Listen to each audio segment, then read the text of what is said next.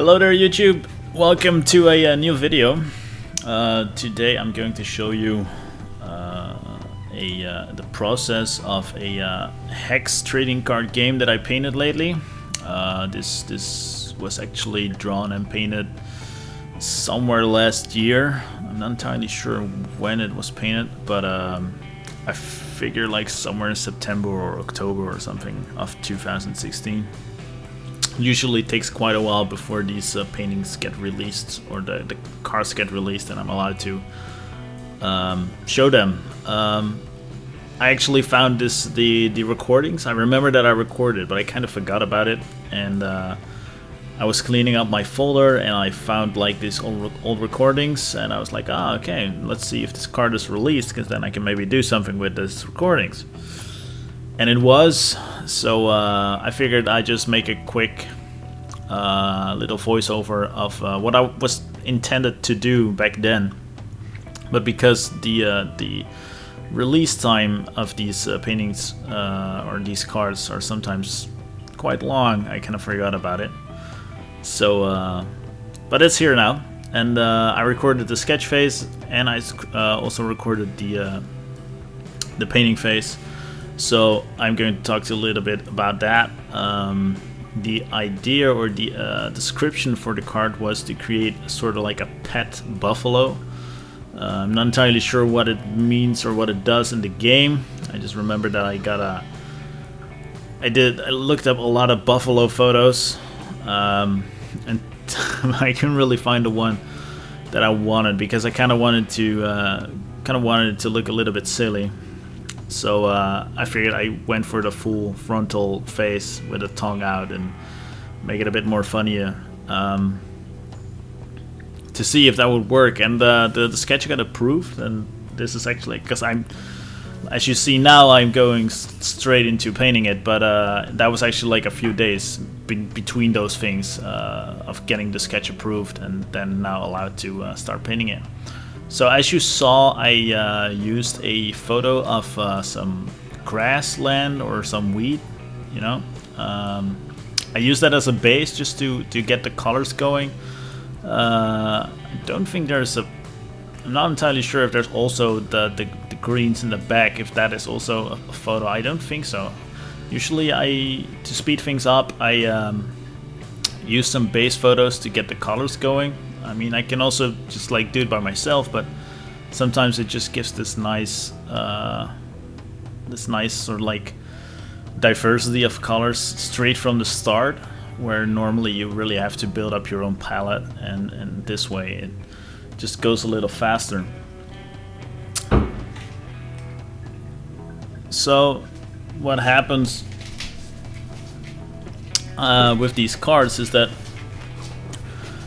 you get the description, and you say like if you want to do the card or not, and usually I do, because I really like doing these like one small illustrations. I much more prefer doing these kind of artworks than the large promotional artworks where there's like 4 guys fighting a zombie or a monster or something, and all this stuff happening where you're working like 2 weeks or like 1.5 weeks on the same image. I don't really enjoy doing that at all. So I really like doing these either character designs or just like just like one card illustration. That's really cool. I worked for Hex a long time ago when they first started to release the game. I think back then the game was owned by Cryptozoic Entertainment, which years and years and years ago were also doing the World of Warcraft trading cards. I don't know if you remember those. I actually did Warcraft trading cards for them, and I think because I did work with them, they also asked me to work on Hex. So I think like the first few cards that I did were actually some of the first few cards that Hex had in the game, and we're talking like years and years back. But and then there was a very long period of me not working with Cryptozoic. I think due to the fact that there were some problems with them paying me or something, and I think because I was too persistent in getting my money, I think that kind of stepped on some toes, and people didn't like that. So, but I think they changed management and different art directors and whatnot. And last year, I was kind of surprised to see that they contacted me again to ask if I wanted to do some cars. So that was really cool, because, like I said, I really like working on this, and the art directors and the people that I've been working with now have been really nice, and the payment was also really fast. So props to them, you know. I mean, I really enjoy working on this stuff. So I'm glad that client got better. So. Yeah, as you see now, I am just detailing stuff. I'm trying to find out the design for the seat on the back, because I remember that he had to have something to sit on top of him. I think I should have done a better job designing that in the sketch phase, because I think I'm not entirely sure how to do this and how to make this look really good.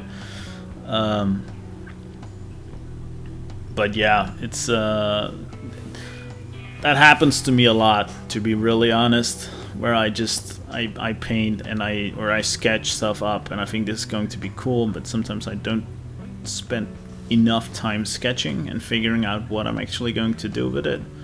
And then when I start painting it, it actually gives me kind of a hard time, because I need to again try to figure out what I was trying to do with it. Yeah, I'm not entirely sure how long I was in. I think the whole painting took about 5 hours or something. Yeah, something like 4 or 5 hours in total. That's excluding the sketch and some of the sketches that I did before this. I had some before I came up with this sketch. I had some from the side and stuff, but I felt that wasn't like dynamic enough or something, so I felt it was a bit too boring. So I just changed that, and I came up with this. And I think this one was, at least from the ones that I did, was the best one. As you can see, I'm trying to get that the values and the light working. When I was painting, I actually didn't have a reference. I remember that I was really trying to, because I had done some studies in the days before that. I was really trying to just see if I could wing it, which resulted in me like coming back to certain areas that I already had done, but I just came back to it and refine it or change it because it wasn't right. I remember that doing this painting was fun, but there was some stuff that I like. It took a while for me to have to agree with what I was doing. I'm not sure if you know what I mean, but sometimes you're just painting and whatever you're doing, you feel like something's not right, something's out of place. I need to change something, and that's I had that for quite a while. I think that also had to do with the back of and the seating on him that I wasn't too happy with, but I think in the end I was okay with how it turned out. So hopefully I get to do some more cards this year. I have currently super busy with a lot of stuff. I've been doing some work for a theme park, like a book release or something like that. I of course working on the Arc Matrices project. Don't know if you guys know that, but you should definitely check it out. The website's arcmatrices.com. I am the artist for that game, and together with some other people, we're trying to make a game. I think we're just like 3 or 4 people in total, and it's like an indie RPG. But it's very different from normal RPGs. Like if you are really into role playing, like not actual role playing, but like D&D and Pathfinder and stuff like that. If you really enjoy that sort of stuff, the pen and paper RPGs, then I've been told that this game is really cool for you. So if you are, then please go check it out, because I think the game is set to release somewhere early next year, so like January or February of 2018. I think it was intentionally going to come out in the summer of this year, but there's just so many features in the game and so much stuff to do that there's no way we're going to pull that off, unfortunately. But we've been working at the game for like 4 years now, so it's I think it's coming together slowly. It's going to be really cool. And I've also been working, or actually, I mean, for the past 4 years I have also been working on Rise of Champions, which is an online flash game thing, which doesn't look too good, but I mean it's not World of Warcraft quality or something, and it's a flash game, and it's kind of outdated in that it is flash, I think, because everything nowadays is in Unity, it seems.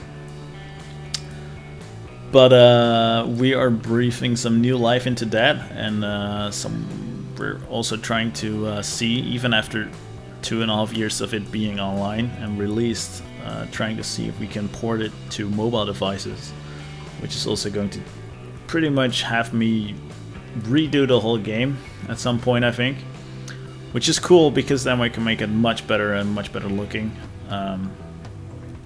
So if you are into that sort of stuff, you can also go and check that out.